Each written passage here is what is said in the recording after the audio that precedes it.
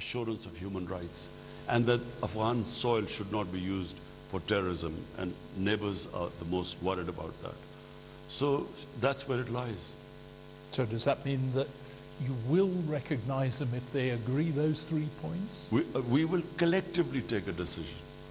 So Pakistan itself will not decide on its own? No, exactly. We think that all the neighbors will get together and we will see how they progress, and then whether to recognize them or not will be a collective decision. And the fact is that Taliban aren't really going to have an inclusive government, are they?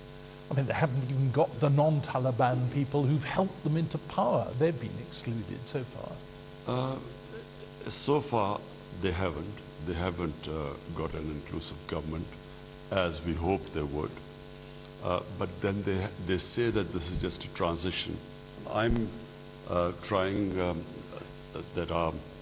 that we should speak to them and ensure that they do have an inclusive government, because there will not be any long-term sustainable peace or stability in Afghanistan unless all the factions, all the ethnic groups are represented. But I mean, there's something more important than anything to the Taliban government, and that's the kind of purity of their religious ideology. I mean, they're never going to allow women to go to schools or anything like that, are they? Because it cuts across their whole notion of what a society should be. I think they will allow women to go to schools. They will allow that. As far as we know, they've assured us.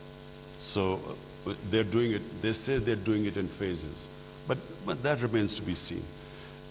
Look, John, what they do from now onwards, we can only hope to sort of persuade them and encourage them and incentivize them in that direction.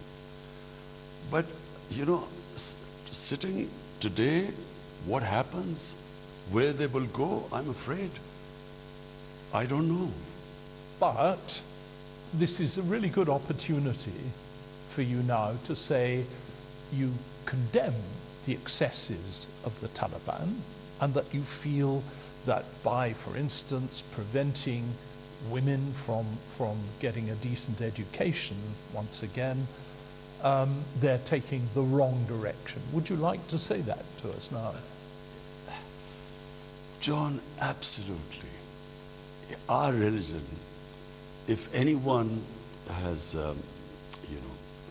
any idea of what our religion was, it was a liberation of women.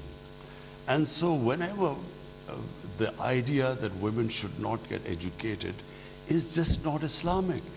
It might have been some rural culture in Afghanistan, but it is nothing to do with religion. And can I say what the Taliban, the statements they have made since they've assumed power, I mean, it's very encouraging.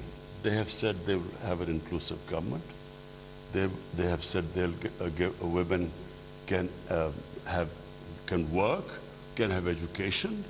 They will give amnesty to everyone. The soil won't be used for terrorism by anyone. These are encouraging statements.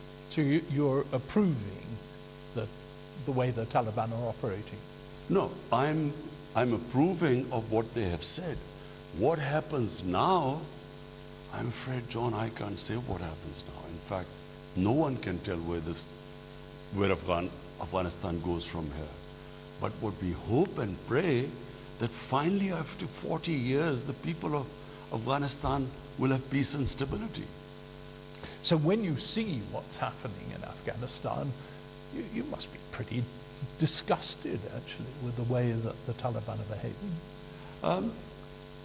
I think, John, what we should hope for and try for is to make them go into that direction.